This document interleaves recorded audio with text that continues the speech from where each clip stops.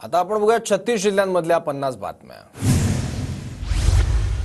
राज्यात आतापर्यंत 105 लाख टन ऊसाचं गाळप तर साखर उत्पादनात पुणे आघाडीवर। राज्यात परवाना दिलेले 42 कारखाने सुरू। पुणे जिल्हा बँकेकडून 396 कोटींचं पीक कर्ज वाटप। रब्बी हंगामातील पीक कर्ज वाटपाचं 57.83% उद्दिष्ट पूर्ण। कर्ज वाटपात बटाटा, कांदा, ऊसाचा समावेश। धाराशिव जिल्ह्यात अवकाळी पावसाचा कांद्याला फटका। शेतात कापून टाकलेला कांदा भिजल्यानं शेतकऱ्यांचं लाखोंचं नुकसान। गोंदिया जिल्ह्यात 2 दिवसांपासून अवकाळी पावसाची हजेरी। कापणी केलेल्या धान पिकाला फटका।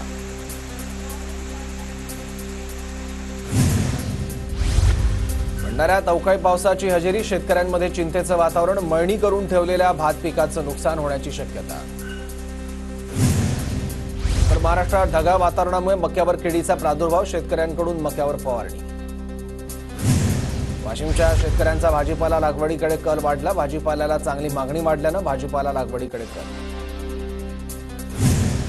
मार्केट यार्डातील घाऊक फळभाज्यांची आवक स्थिर। मागणी कमी झाल्यानं काकडी, फ्लॉवर, वांगी, गाजराच्या दरात घट।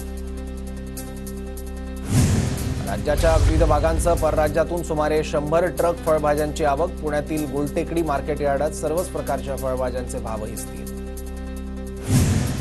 गोंदिया जिल्ह्यात धान कापणीला सुरुवात। जिल्ह्यातील शेतकरी शेताच्या कामात व्यस्त।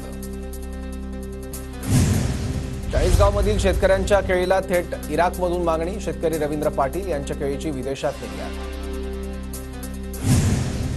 नंदुरबार जिल्ह्यात भाजीपाल्याची आवक वाढल्यानं दरात घसरण। सर्वसामान्य कुटुंबांना मोठा दिलासा।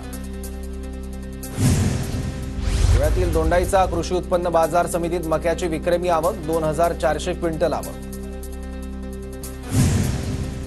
धुळ्यात कापूस उत्पादक शेतकऱ्यांकडून कापूस वेचणी। वातावरण बदलामुळे वेचणीच्या कामांची लगबग।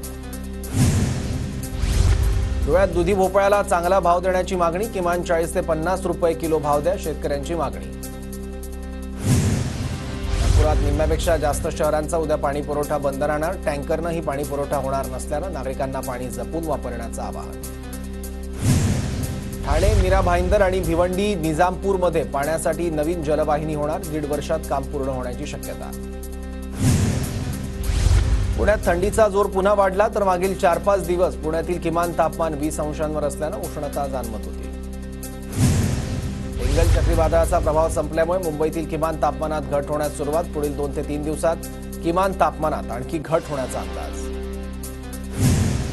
गोंदिया जिल्ह्यात ढगाळ वातावरणामुळे थंडीचा जोर ओसरला। जिल्ह्याचा पारा 19 अंश सेल्सिअसवर। नागपुरातील हिवाळी अधिवेशन एकाच आठवड्याचं असण्याची शक्यता। 16 डिसेंबरपासून अधिवेशन सुरू होणार असल्याची चर्चा। नंदुरबारमधील शहादा तालुक्यातील अस्लोद गावात आता दारूबंदी होणार। दारूबंदीसाठी झालेल्या मतदानात उभ्या बाटलीसाठी 49 मतं आणि आडव्या बाटलीसाठी 612 मतं। काँग्रेसच्या विद्यार्थी संघटनेची महाराष्ट्र कार्यकारिणी बरखास्त। महाराष्ट्र प्रदेश कार्यकारिणी आणि जिल्हा कार्यकारिणी बरखास्त। काँग्रेसच्या केंद्रीय नेतृत्वाकडून मोठ्या बदलाला सुरुवात। नंदुरबार जिल्ह्यातील राष्ट्रवादीची कार्यकारिणी बरखास्त। नवापूर विधानसभेत पराभव झाल्यामुळे जिल्हाध्यक्ष अभिजित मोरेंकडून कार्यकारिणी बरखास्त। नवीन कार्यकारिणी येत्या 15 दिवसात तयार केली जाणार असल्याची माहिती। गुलाबराव देवकर यांच्या अजित पवार गटातील प्रवेशाला विरोध। देवकरांच्या पक्षप्रवेशाबाबत राष्ट्रवादीचे कार्यकर्ते, पदाधिकारी नाराज। नाशिकच्या मालेगावात खंडेराय यात्रोत्सवानिमित्त कुस्ती स्पर्धेचं आयोजन। नाशिक, जळगावसह पंचक्रोशीतील कुस्तीपटूंची हजेरी।